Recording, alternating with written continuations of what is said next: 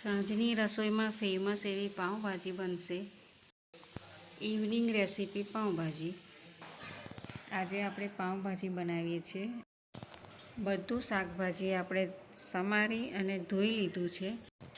તમે જો ઈચ્છો ને એ શાક નાખી શકો, પણ એમાં કોબીજ બટાકા કોબીજ બટાકા, ગાજર, ફણસી, વટાણા, કેપ્સિકમ બધું ધોઈને સમારી લેવાનું અને કુકરમાં જે બાફવાનું છે એ બાફી દેવાનું.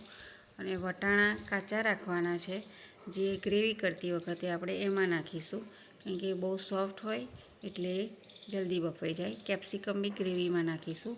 અને પાણીમાં નથી બાફવાના. પાણીમાં ગાજર, બટાકા, કોબીજ આ બધું બાફવાનું છે. ફણસી બાફવાની છે.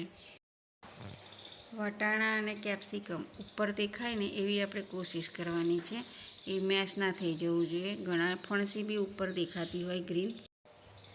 શાકભાજી બફાઈ ગઈ છે તો મકતા વાસણમાં એને કાઢી લેવું અને થોડી વરાળ એની કાઢી લેવી. પાઉંભાજીના મેસરથી શાકભાજીને મસળી લેવી, અને અથવા તો ભાખરીનો બટ્ટો હોય ને એનાથી મેસ લેવી. એને કોઈ ક્રશ કરવાની કે એની જરૂર નથી. કેપ્સિકમને આ સાઇઝના સમારવાના છે. એને નાના નાના નથી સમારવાના અને બહુ મોટા બી નથી સમારવાના. આપણે ગ્રેવીમાં શેકાઈ ગયા પછી પીરસતી વખતે ઉપર દેખાવું જોઈએ કેપ્સિકમ. કેપ્સિકમના સ્ક્વેર ટુકડા કર્યા છે અને એને ઉપર દેખાય એવી રીતે રાખ્યા છે. અંદર એનું બીજ હોય તો ઓછું બીજ હોય એ પણ કાઢી લેવાનું અને વ્હાઈટ ભાગ બી કાઢી લેવાનો. હવે ગ્રેવી માટે ડુંગળી, લસણ, આદું અને ટામેટાં. આદું, લસણ ને ડુંગળી એકસાથે અલગ પીસીને કાઢી લેવા. ત્યાર પછી ટામેટાં અલગથી પીસીને કાઢી લેવા. પાઉંભાજી મસાલો તૈયાર રાખવો. મકતા વાસણમાં વઘાર માટે વધારે તેલ મૂકવું. તેલ ગરમ થાય એટલે સ્લો ગેસ પર આદું, લસણ અને ડુંગળીની પેસ્ટ નાખી દેવી અને એને હલકા હાથે હલાવતા રહેવું. ગેસ એકદમ સ્લો પર જ રાખવો પૂરી પ્રોસેસમાં. ડુંગળી એનું પાણી છોડી દે ત્યાં સુધી હલાવતા રહેવું. પૂરી પ્રોસેસ સ્લો ગેસ પર થશે અને તેલ છૂટ્યા પછી ટામેટાની ગ્રેવી નાખવી. આ પ્રોસેસમાં ઉતાવળ નહીં કરવી. ડુંગળી સાતળવા દેવાની અને એનું તેલ છૂટું થવા દેવાનું. અને શાઇનિંગ મારે એટલે ખબર પડે કે તેલ છૂટું થઈ ગયું. ટામેટાને બી નાખ્યા પછી છૂટું થવા દેવાનું. એનું તેલ જો આ પ્રમાણે લિક્વિડ હોય અને એના છાંટા બી ઉડે તો એ હલાવતા રહેવાનું, કારણ કે ટામેટું એનું પાણી છોડે અને એનું બી તેલ છૂટું પડે ત્યાર પછી જ મસાલો થાય. તો મેઇન ડુંગળીને ટામેટાનું પ્રોસેસ જે છે શેકવાની એ થવા દેવાની. એમાં ઉતાવળ કરો તો ટેસ્ટ બગડી જશે. હવે એમાં વટાણા અને કેપ્સિકમ નાખી દેવાના, જેથી ગ્રેવીની સાથે સાથે બંને સાંતળાઈ જાય અને બફાઈ જાય. સ્લો ગેસ પર નોનસ્ટોપ હલાવતા રહેવાનું. અને નહીં હલાવો તો છાંટા ઉડશે અને નીચે ચોંટી જશે. અને તેલ છૂટે, આમાં બી તેલ છૂટે ત્યારે જ મસાલો નાખવામાં આવશે.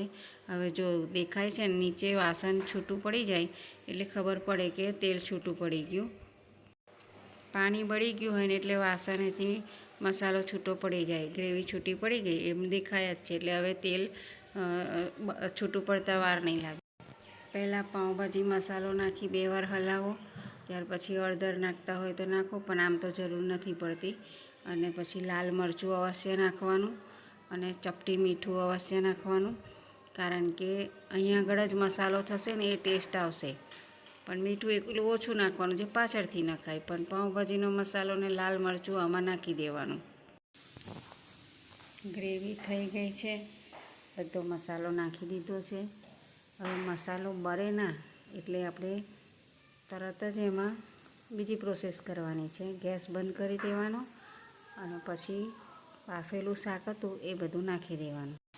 મેઇન વાત ના ભૂલાય કે આપણે ગ્રેવી થઈ જાય, મસાલો નાખી દઈએ, પછી એને બહુ નહીં સાંતળવાનું, નહીં તો મસાલો બળી જાય.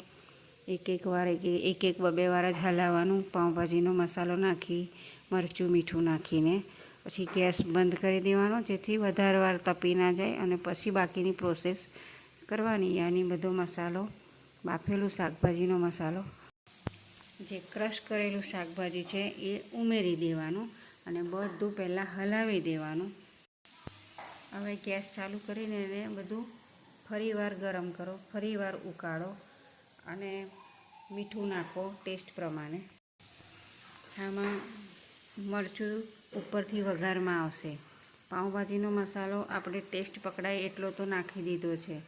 ઓછો લાગે તો ઓર નાખો અને મીઠું ટેસ્ટ કરો. વઘારમાં તેલ મૂકી રાઈ નાખી ઉપરથી મરચું નાખીને ઉપર રેડી દો.